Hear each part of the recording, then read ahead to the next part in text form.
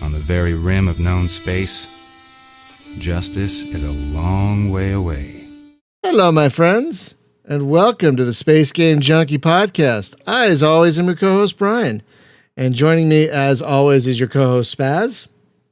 Hello. Your co-host, Julie. Hi there. Your co-host, Thorsten. Hello? and your co-host, Jacob. No one would have believed in the last years of the 19th century that this world was being watched keenly and closely by intelligences greater than man's. Hello, everyone. What is that from? What is that from? War of the Worlds. You don't know? It's been so long. That's the opening line to War of the Worlds. I read it in middle school. Do you know how long ago middle school was for me? I have an estimate, yes. Long. David, if someone paid me to do that, I genuinely would. I love the book. I love what was it, the mid-90s strategy game, War of the Worlds, with the amazing soundtrack?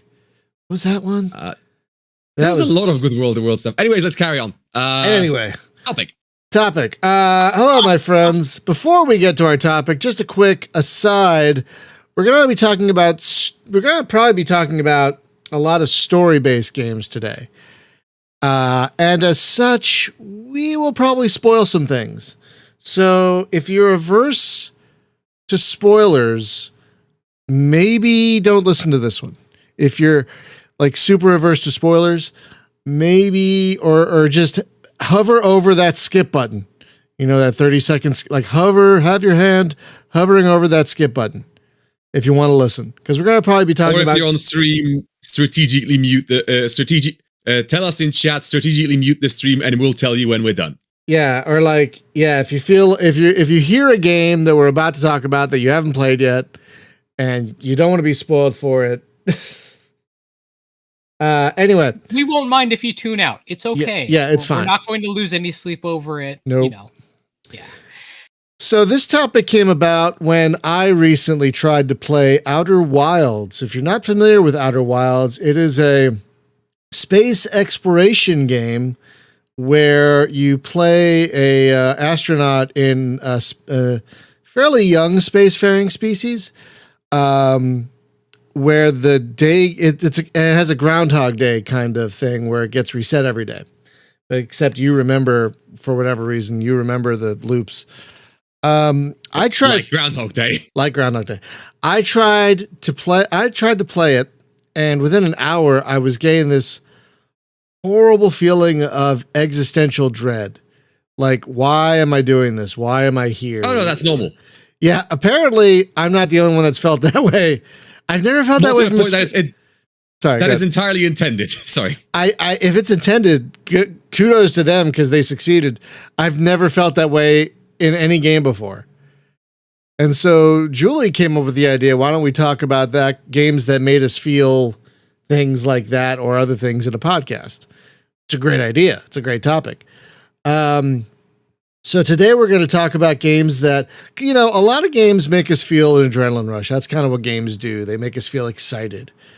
But there are other games that make us feel something wholly different, whether it's terror, fear, dread, awe, what have you. So that's what we're going to talk about today. Games that made us feel different things. And we could start, the rest for the co-host. Have you guys also played Outer Wilds at all? Got it. Haven't played it yet. I didn't play it. Yeah, I played it to near completion. Oh, okay. So, well, with 3 out of 5, I feel like you might know what to delve into details. No, you feel free to spoil it. Because, feel free. I am not going to play any more of it. Go ahead. I uninstalled it.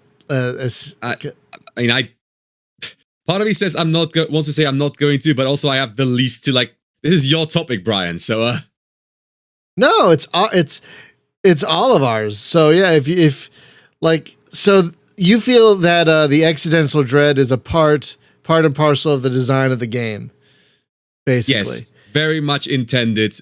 Part of kind of the message of it. maybe not the message, but the general theming of it.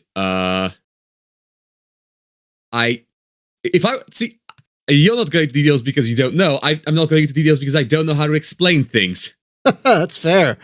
That's fair. It looks like a very, it does seem very unique in how it presents a lot of things. And I did appreciate how much love and care, went into crafting this solar system.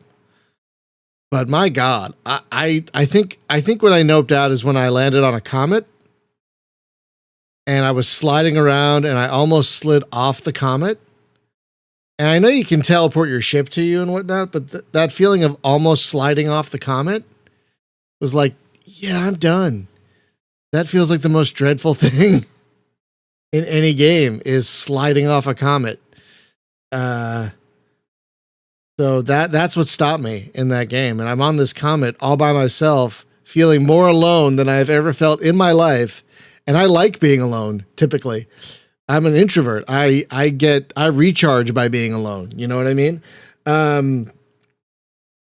But like there was something about it feeling this alone that just made me feel anxiety in my, like, I don't know if you guys have anxiety, but intense anxiety for me manifests as this tight feeling in my chest. And that's exactly what I felt. I'm like, I can't be doing this to myself. I stopped. And I'm sad about it because apparently it's an amazing story, but I can't let myself feel that way constantly. I'll have a heart attack and I will die.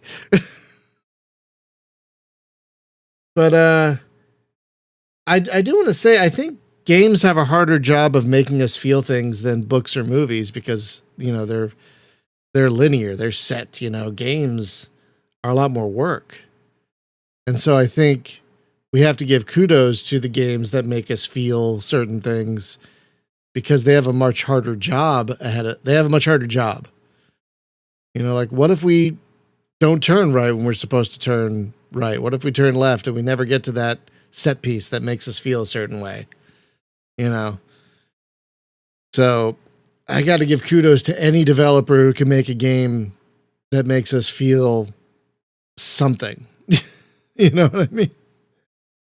That makes us feel connected to that world that we're in enough that we feel something. So I wanted to start the topic off by talking about Starflight. Because this is the first time a game made me feel anything but like the adrenaline rush that a game typically makes you feel. And this is, if you haven't played Starflight, folks, this is a heavy spoiler. And if you've heard me say this story before, I apologize, but I'm going to say it again. So in Starflight, you're in this section of the universe where Starflight's in the background. That's why I put it there. You're in this part of the universe, you're in this galaxy where every now and then a sun goes out and you're trying to find out why. The suns are going out and part of your journey, part of your investigation talks about, you find out things about the so-called ancients. This entire time you are running on a fuel called Endurium, which is less funny than this morning's, what was it? Ironium? What was that stupid metal name from the game this morning? Ironium. Oh my god! They just took iron and added ium to the end of it, so this was Endurium, which is almost as stupid. But your ship ran on this, and you had to go back and you had to buy it and everything. So, but it was this black coal-like substance, if I recall correctly. And at one point you're on this planet and you find out that the ancients that they've been talking about this whole time are Endurium. So you've been basically burning the ancients for fuel this entire time. The entire time you've been playing the game, you've basically been killing this sentient species that kind of lives just a little bit outside of our dimension. And so they manifest as these rocks that we use for fuel. And so even when you find that out, you're not done. You're not finished the game. to save the universe, you got to keep burning this fuel to And you have to live with yourself afterwards. exactly. You have to keep burning this fuel to save the universe. And the way it was presented was in such a nonchalant, like text log that you find on some random planet. And I just remember staring at it for what seemed like forever, going, what? I was 13 when that game came out. And I don't think anything had hit me like that. Like, I don't think I'd seen anything with a twist like that up till that point. So, whoa. Oh, sorry. It's okay. So that when this topic was first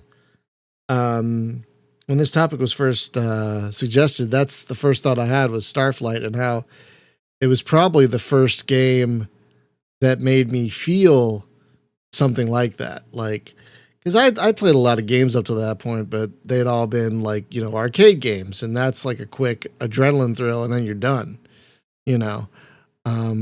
But this was something I'd invested hundreds of hours in to find out, wow, I'm killing these people, and I have to keep killing them.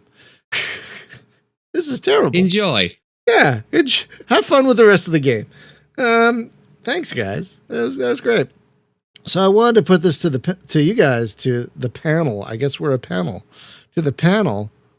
Can you guys remember the first game that made you feel something? It could be anything. It could be dread. It could be anything different than the typical video game. Like, can you guys remember what the first game that made you feel something different was for you? You know, does that make sense? Is that as a question? Yeah, I got an answer, an interesting one. Go for it. It's a game that both I found fascinating and terrifying at the same time, and here's why. Back when I was young and everybody else says, oh, what do you want to be? I want a fireman. Oh, what do you want to be? I want a nurse. What do you want to be, Julio? I want to be an oceanographer like Jacques Cousteau. What? Huh? So I've always had this great love for the sea, right? On the other hand, because of an event in my life I won't get into, I have autophobia really bad. This doesn't mean I'm afraid of 57 Chevys. It's this fear of being alone, right? And Oh, okay. and I had a friend who was, God rest his soul, a horror author, and I used to work late at night in my office, you know, overtime, and he would call me and talk about how, well, you know, this is kind of a little trope for horror authors, the person working alone in the office, and then some. I said, thanks. No more, Tyrone. Thanks. But the game that came out that I saw this when it first came out in early release, and I said, this is a beautiful game, and it's Subnautica. And I loved the game, but it just sets my PTSD off big time. Oh, wow. And so I'm kind of like, I can't stop playing it, but this kind of sets everything off. So it's like, unlike a lot of people, I don't feel recharged by being alone. I'm kind of like, oh boy, here we are again. It's gotten better over the years, but you know, when you're young and somebody sticks a knife in your back. So that's all. It's that was my first one where I said, wow, this is great. I want to play it, but I hate playing it. Was it a specific incident? I'm sorry. Was it a specific incident? What I was going to say is, while you had it worse than average, this is a surprisingly common trend with Subnautica. Yeah. Yeah, well, you know, it's like sometimes people who know me really well forget, you know, and you know, like my sister will say, "Oh, hey, let's go to the movies. I want to see this new movie called Castaway." It's about someone stuck in a desert island for 5 years. Yeah, sure, I'll go see it with you. I'll keep my eyes closed. But it was such a beautiful game. I played it through anyway, and then uninstalled it, and And never looked back. and never looked back, except for now they've come out with a new one. And before the company changed hands, this Subnautica Below Zero, and it's like, oh, hey, there's another character in the game. And then they rewrote the whole thing entirely and took the character out. And I said, wow, that really stinks. Oof. Now, I was going to ask about Subnautica because I tried to play Subnautica and I couldn't do it. Was there something specifically that made you feel that way, like something that happened in the game, or was it just the general feel of the game itself? There's two things that make me feel both ways. It's the fact that, most of the time when you have a submarine game, and keep in mind in the military, I was I was in the Army, but I've always had this fascination with submarines. And it's like, wow, here's a game where it's like you actually get to be in this little submarine. It's like being Jacques Cousteau, right? And the fascination with it was when you see like the coral reefs in the game. And I said, this is amazing. But then as you go through the game and you get these messages from people who you find them later that, yeah, they're dead. They came down here, and one by one, you hear all these little messages that were left. And it's like, you get to the point where you say, yes, I'm all alone on an entire world, and there is no one out there, which is why when I first played Subnautica Below Zero, and it's like, hey, you can talk to someone in orbit. And then they came along and we said, we're going to take that person out. I said, oh, crap. And then it's like, oh, but hey, there's this little spirit that possesses you. And I'm kind of like, well, okay, at least it's company.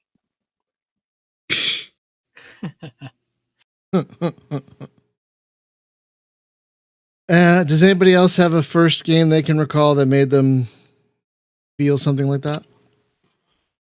Yeah, actually two. But the feeling was very different. It was the original Elite and Nova Chance Mercenary. That were the first two games I really, let's put it that way, that really dragged me completely in. I was the character that was active, that played the game, yes, and that was an very emotional experience for me. Now, Mercenary, you're talking about the 8-bit. Yeah, right. Okay, yeah, I played that many years ago. I know exactly what you're talking about because I played it too.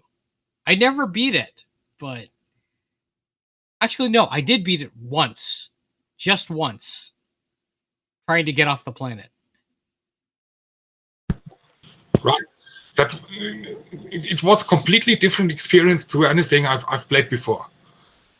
All the other games I've played before were the standard 2D action games, and occasionally, eventually, one of the early simulations. But especially Mercenary dragged me so much in with its at least to try to simulate something like a world, and that was different to anything I've experienced before, and it left some kind of impression. Let's put it that way. Yeah, if you know, you know. If you've played it, you absolutely would know. I have not, so a little over my head. But, one cannot play everything. So that's true. That's very true. as we get to yours, did we Well, there's one I can mention that really stood out. I mean, there have been a few over the years, because, well, played a lot of RPGs, so therefore, of course, you can hit a lot of story beats and get a lot of emotional moments in those, but one that you probably wouldn't have played unless you had a Sega Saturn is a game called Enemy Zero. Have you heard of this game? I may have mentioned it on the podcast before. No. Okay, so let me lay out the concept of the game. You are on a ship. There is a xenomorph of some kind that is hunting the humans on this ship. Except it is invisible. You have a way of detecting it. You wear a headphones, literally headphones, because depending on its proximity to you, you will hear beeps on the left or right side of your headset, indicating the direction of where this thing is in relation to you. If you hear the beeps on both sides, it's in front of you. That's the only way to know where it is and approximately how close it is to you. You have a gun that can shoot it, but it requires a few seconds to charge up before it can actually fire. And if you miss, you're probably going to die. It's kind of like what they did with Alien Isolation later. It has a lot of the same sort of story beats of you're trying to evade, you're trying to hide. You can hide in certain rooms. You can hide not necessarily in lockers, but you're trying to find out how to kill this thing. And then you find out there are more of them. And the terror of that is pretty significant for a game of its time. Yeah, that sounds like a big NO from me. Obviously, it hits everything you would nope out on. Yeah, just you describing it, it's like, oh god, I want to rip my headphones off right now and run out of the room and just go away. Just you describing it, it's like, no. I'm really glad my mic was muted right then. I just have taken a look at the page on Moby Games, and I'm really surprised. I've never heard of this game before. This looks very interesting for its time. Yeah, for its time. Dreamcast? Or am I looking at the wrong one? It may have been also on the Dreamcast.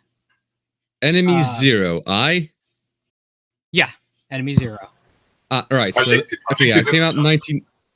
Yeah, it was originally on the Sega Saturn, then came out on the PC a year after, looking at the Wikipedia page. Yeah. I played it on Saturn. Okay.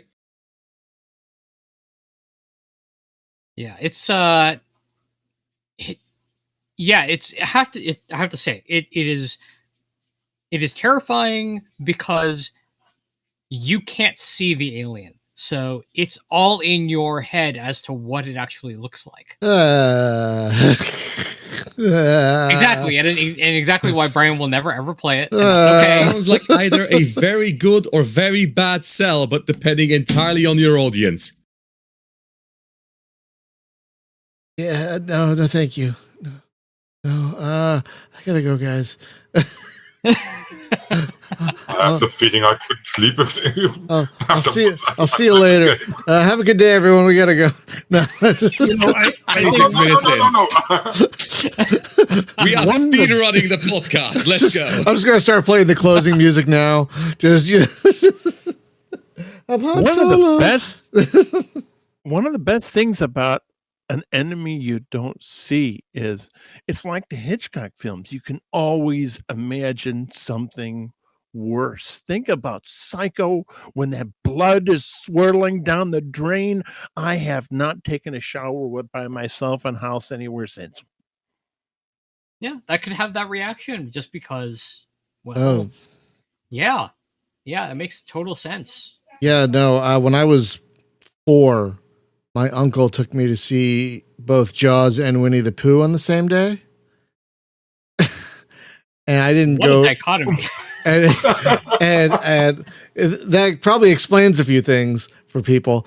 But yeah, I didn't go near any kind of water for at least a year after that. Like, I didn't even go to a pool. Like if the family went to the beach, I'd stay on the boardwalk, you know, for at least a year. I didn't even go near water. I Okay. understand that. That was 4. You shouldn't show Jaws to a 4-year-old. Yeah, that sounds like a bad idea for several reasons. It is a terrible idea, but that's Trauma? What trauma? that's the people I grew up with. Anyway, Shogun, did you have a game that you wanted to talk about that kind of fit this mold? That kind of Well, the first one, it's hard to say because there are like, I tend to not get too emotional over games, or rather, not over games, but over people playing them. If things do get emotional, that is to say, I get horrendously toxic. But that's not relevant to the conversation. What is relevant to the conversation is there aren't that many games that really made me feel things, but there was one that actually came out recent. Hold on, I need to phrase what is recently. 2015, so it's not that old. You know what? In video game terms, that is an eon. That is.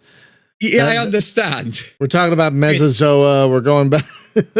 What happened to 2015? 10 years ago is considered a classic. So, yeah, your mileage may vary. Yeah, that's fair. I mean, I did mention already. I know I'm freaking 21 and all, but I do feel it. But I do feel a decade older than that myself. Probably because, whatever. Not the topic for this. So the game I wanted to mention was Undertale. I don't know how many people, how many of you have played it. It is a very specific kind of game. Okay, here's a title you might know. Has anyone here played Earthbound? Yes. Okay, anyone else? Me not. Is that the Nintendo? Nope. Is that the Nintendo game? Yes. Yeah. I've heard of it. I know people who speak about it with hushed tones. Like it's this amazing, like, oh god, Earthbound. Oh, you know. It is. I'll get to that. So, Undertale is essentially an Earthbound-like thing that is kind of, well, in terms of gameplay, it's combining a JRPG in the style of Shin Megami Tensei with a top-down bullet hell. Okay. It is an interesting mix. I will say that much. It works surprisingly well. Basically, its gimmick, shall I say, is you meet a bunch of freaking fancier game monsters, well, monsters in the game that all have their own gimmicks and personalities and so on, and you can either freaking figure out a way to interact with them and befriend them, or just murder them. And the game is it takes offense with you murdering them slightly, because only slightly. Okay, let me clarify. It is the one game that commits the most to basically moral choices. In that, if you decide to go all in on being the most reprehensible human being you can, you're playing a different game from everyone else. Yeah, you genuinely go on a murderous rampage, especially as the way people typically played it was. They started off with like the normal route, then they got the quote-unquote best route because it's typically locked behind completing a bunch of specific objectives that you won't find on the first one. So you get to learn, spare, and know all these fun characters and interact with them and learn who they are. And then, because you want to complete the game at 100%, because you're a completionist, you're a gamer, you try to go for a third playthrough where you murder everyone. It is... The game rubs in just how messed up this is. Very, very well. Oh. So at the end, you just wipe out the whole... Now, here's the thing. We've already established spoilers, so I'm just gonna go for it. Yeah, go ahead. One of the things that happens is at the beginning, you give your character a name, and of course, most people will go for their own name, and then discover that the character you are actually playing is not that name; they're a different name, and you are actually not playing someone relevant to that at all. And then at the end of the like murder playthrough, you tear down everyone. You win the game. Go through one of the hardest bosses in the hit, like straight up a Toho boss, who is impossible to defeat. Well, not impossible, but extremely difficult. But extremely difficult to defeat.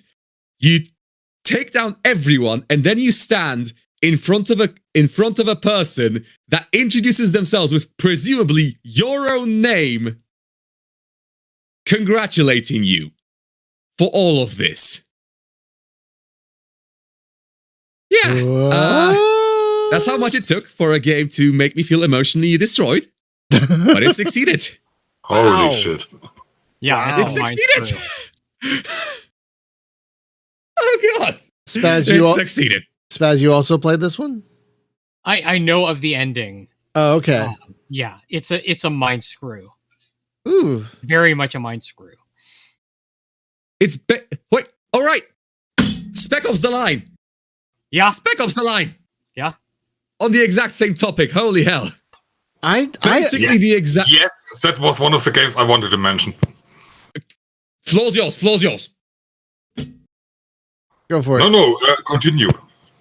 Okay. All right. So, I have played it way back when, and I remember it much worse than Undertale. So if I do miss anything, remind me, please, Thorsten. But in essence, it's okay. That one you must know. It's essentially a modernized game, heavily styled after Apocalypse Now, and what was it called? The Core of Darkness, I believe. Heart of Darkness was. Heart of Darkness, sorry. Localization. Heart of Darkness, which is about you playing a first-person shooter protagonist. David, if it's in your backlog, go leave. I'll tell you when I'm done, please. Yeah. Right. Yeah.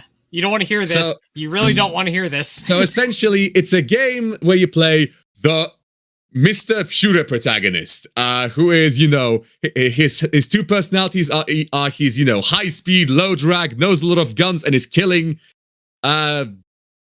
insurgents. Trademarked in a nondescript Middle Eastern country, because of course. The thing is, the game decides to take an interesting approach to that by showing you exactly just how, it's essentially kind of a meta story on how utterly uncritical people have become of storylines in first-person shooters, and how everyone just casually accepts, stories about America rolling into a place with a bunch of soldiers, gunning down the locals and claiming they're saving the day. While also, replicating Heart of Darkness and showing off exactly what the hell everything you're doing is causing. And then you meet people who are even more screwed up than you, who have all come here before and became honest with what they're doing here, shall we say? Oh God. So let me jump in at this point. Go ahead.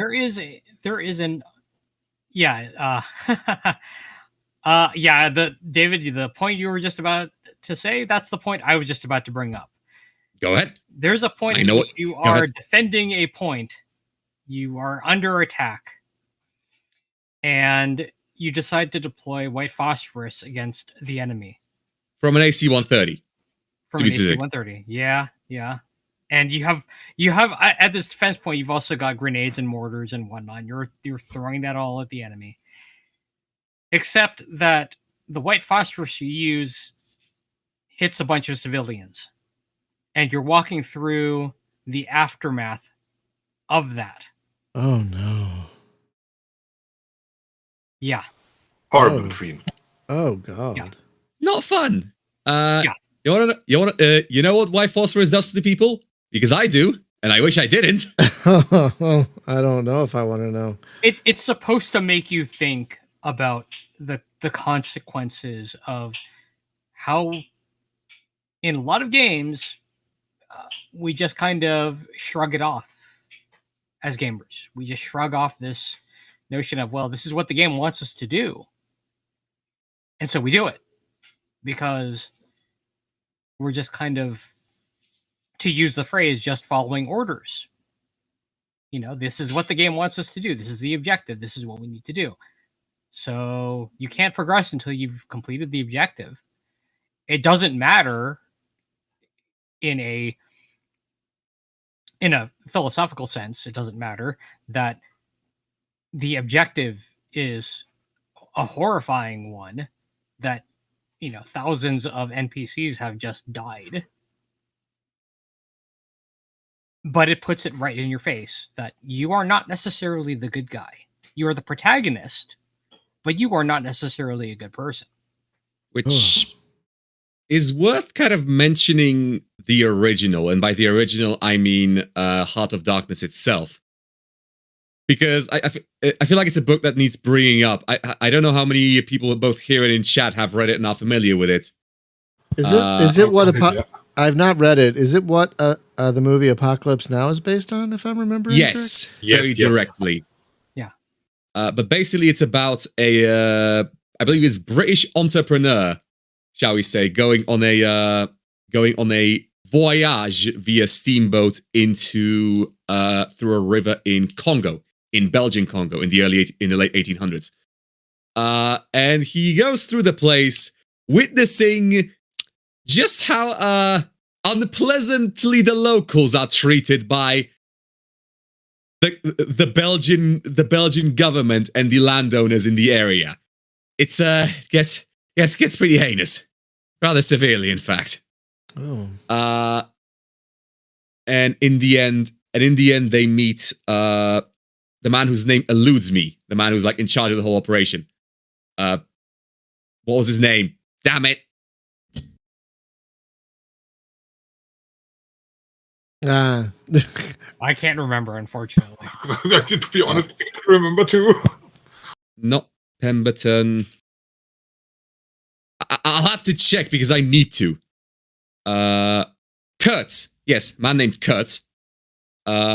Who, again, is basically the business owner and the owner of the local area, who has made himself into an emperor. Well, kind of. He's made himself into an emperor, forced the locals to worship him, but when we meet him, he is very steadily dying of some kind of tropical disease, as a lot of people did in the area, unsurprisingly. And basically what we go through is a recollection, basically an idea. Yeah, it was Kurt in the book. It was also Kurt in the book. We go through the fact that basically he thinks he's doing the right thing, and everyone like back home, like we are basically like he's basically hyped up for the whole book as this brilliant man, this brilliant entrepreneur, this philanthropist, bringing civilization to the deep Congo jungle, and we meet him basically in a like royal temple, a broken man who's dying of some disease, and whose last words before passing away are the horror. The man dies in fear of what he's created. I just wanted to bring that as a cultural context to the rest of the story. Yeah, I mean, for some people, well, for me at least, having played through Spec Ops, I played through to completion, and wow, that was a gut punch. Because if you don't feel something after playing that, after having played through it, there's something wrong with you. I admit I've tried playing it twice, and I think the furthest I've gotten is maybe half an hour in. It just felt it made my skin crawl playing that game. Like just from jump, it made my skin crawl playing that game. So I never got far because I'm like, I don't think I can do this. That's entirely fair. I tried twice because I kept hearing how amazing as an experience it is, and how there's like no other game like it before or since. And yeah, I just couldn't do it. Maybe that's for a stream. I don't know. No, I don't think it would be. you'd nope out. It sounds so. It just. I can't even put my finger on what was so uncomfortable about it. It just made me want to shower after playing like 20, 30 minutes of it. Like, I got to get out of this. Wash myself off. I'm still surprised that I could complete the game, to be honest, from some personal experiences. And that makes me to mention another game that made me really feel dread, yes. And that was the original Operation Flashpoint. Especially the first mission. Oh God, right. I did play that. Especially the first mission when you out there and have no real let's put it that way. You don't know what to do, yes, and then you are getting shot at, yes, and you don't know where the fire comes from. That's like the unseen enemy we mentioned before, and it brought back some memories for me. To put it mildly,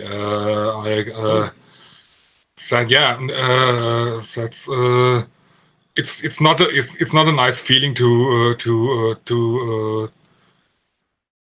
experience that, to say at least.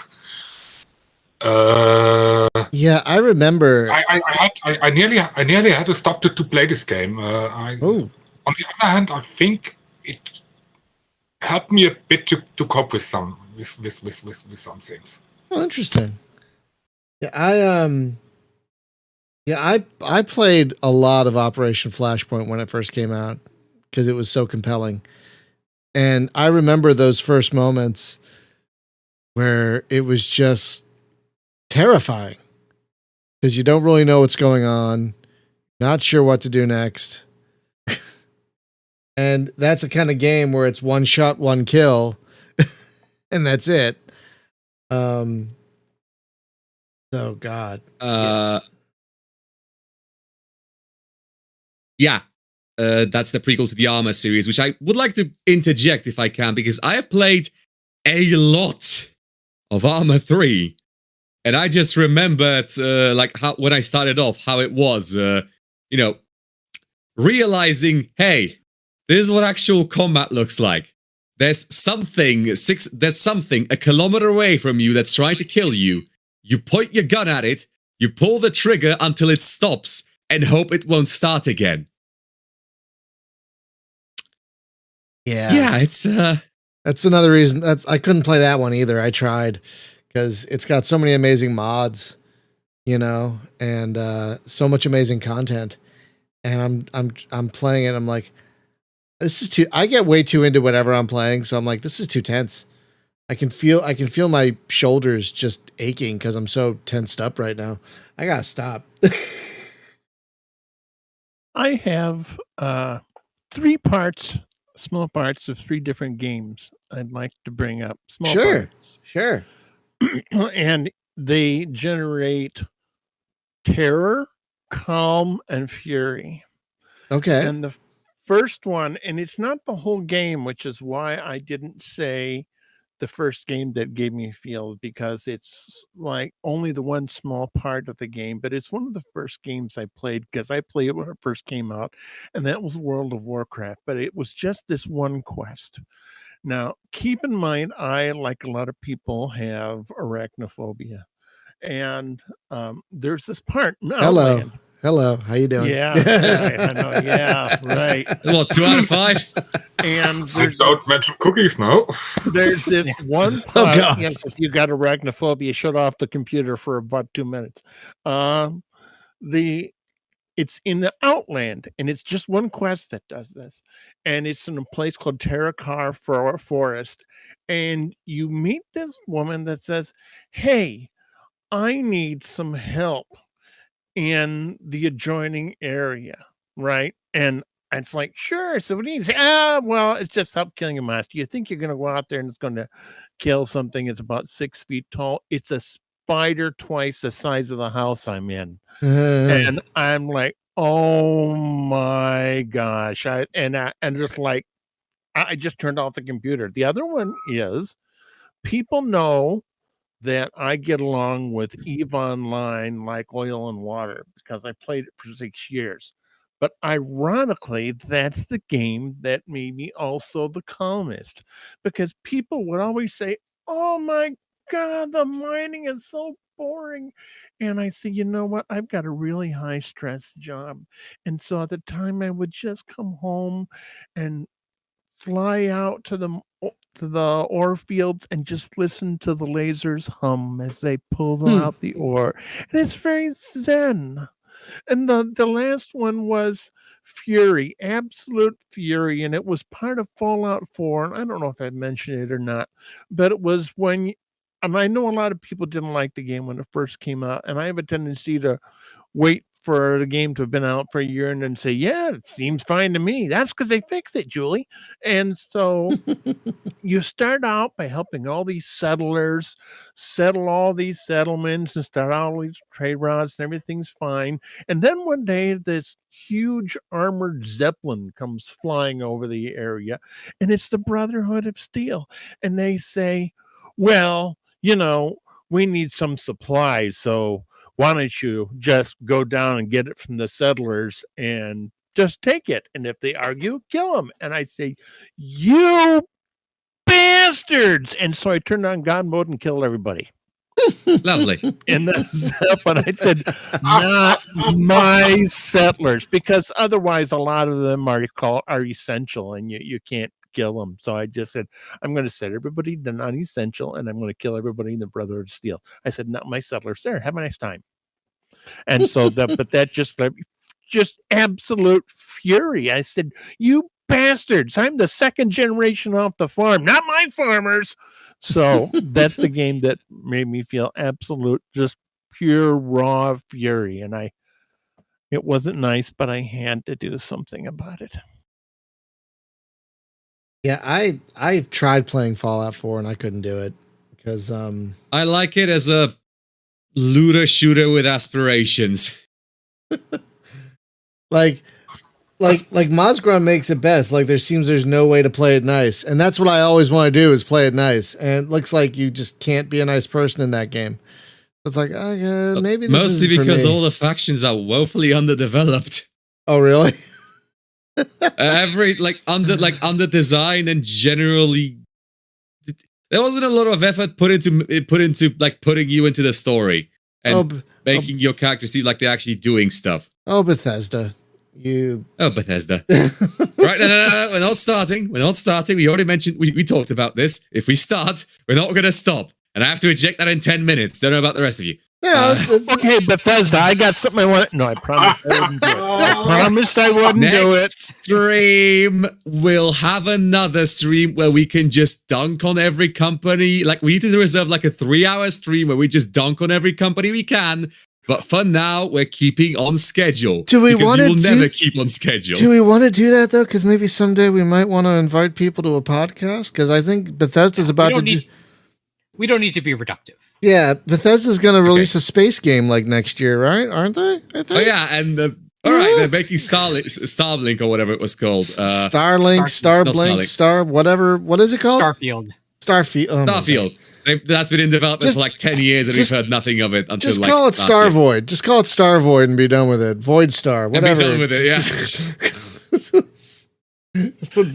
The thing I liked about Fallout 4, and I know a lot of people say, oh, well, this wasn't good, but when I played it, the first time through, big time spoiler, you said, oh, you're looking for your son, and you get to the end of the main quest line, and it's the bad guy that's been killing everybody as your son, and he wants you to help out.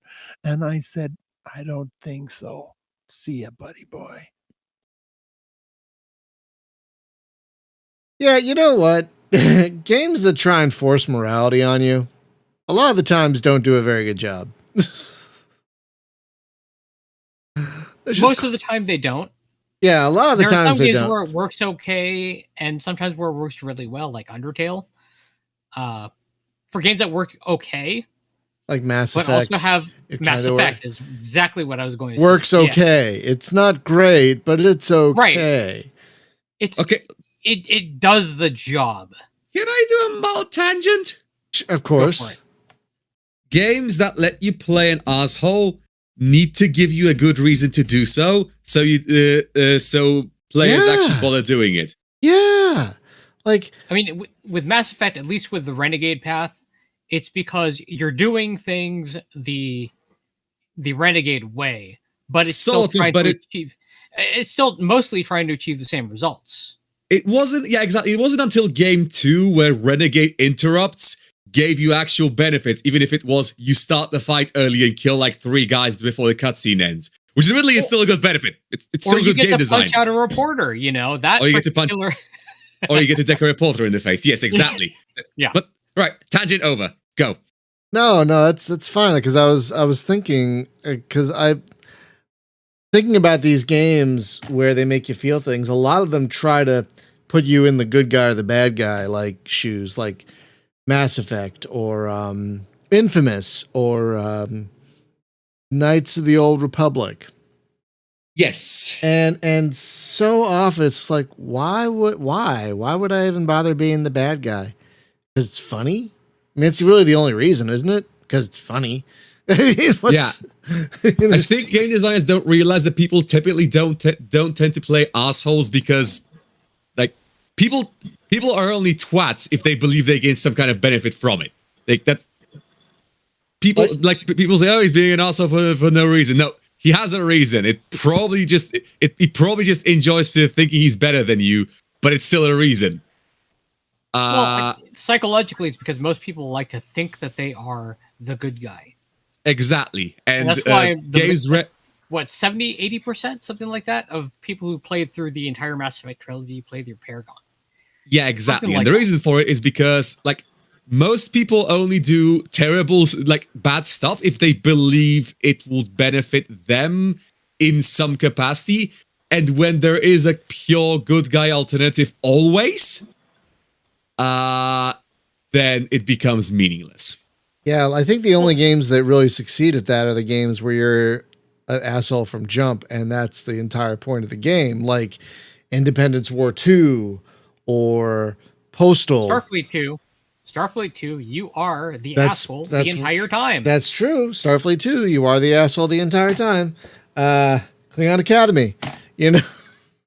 How about the game I stopped playing soon as the pandemic hit? Plague Incorporated Evolved. A little too close to home. Oh, it's a great game, though. It's an excellent game. And admittedly, But- like, I started playing it when the pandemic hit. hold on. When did Plague Inc. originally came out? Because, like, they couldn't No, know, obviously. No, it's it came out in out for years. 2012. Yeah, it's been out for years, and to their credit, they also helped raise money for covered research. So Yeah, and Yeah. also, like, count the two fighting vaccine misinformation. But yeah, so Yeah. yeah, Plague Inc. There is an argument that it would inevitably wind up hitting close to home, considering that global pandemics tend to happen cyclically. But still, good grief. Oh man. Well, didn't they come out with a version, some kind of a mod where it was just like instead of a plague, You're trying it to was cure kinda the like pandemic. social media, and you Oh, were yeah. trying to like influence the world. They that's a released a challenge bunch mode. of like DLCs for the game, and I think that was one of them. Yeah, so they've got challenge modes out for the game where you can sort of play in mutator type of thing where the parameters are different. In one of them, you're actually trying to cure it.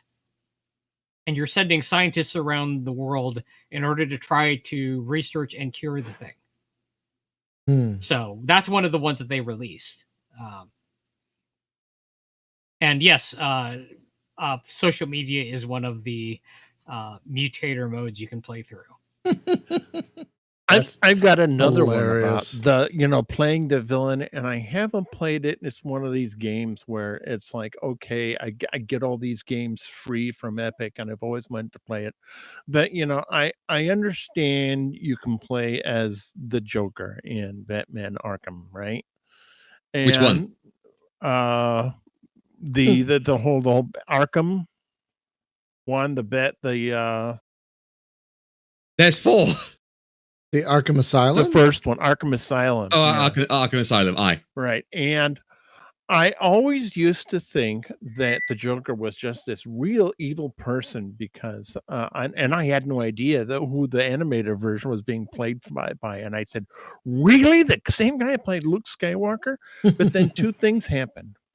Then they came out with the recent movie that won the award where you saw why he treated like this. What at the end of the movie where they say, what do you get when you cross a loner with somebody who's treated like dirt, you get what you fucking deserve, and he blows the other evening show host's head off. But the other thing that Bottom text.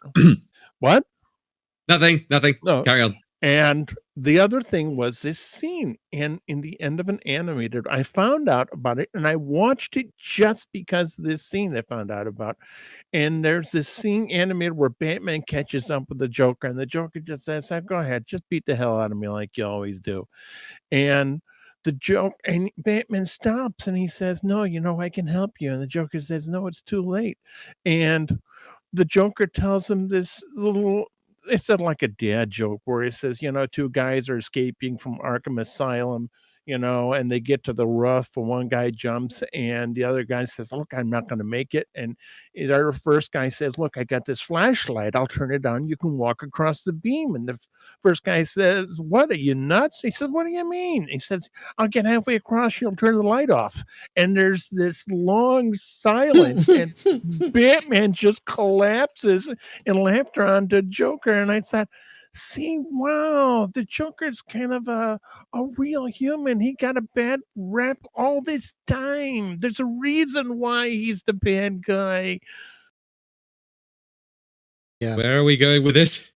Well, that was just the fact that, in games where, you were talking about games where there's got to be a reason to be the bad guy, or maybe the bad guy is a bad guy for a reason. Well, the Joker's a bad guy for a reason because of how the world treated him, Yeah. Okay, fair, because I lost the plot slightly there about 2/3 of the way through the round. Well, but that's just me. That's my fault. If you go all the way back to the Batman television show, the Joker's just the whole thing was just 2-dimensional, but the Joker is just this kind of crazy, and in the early movies too.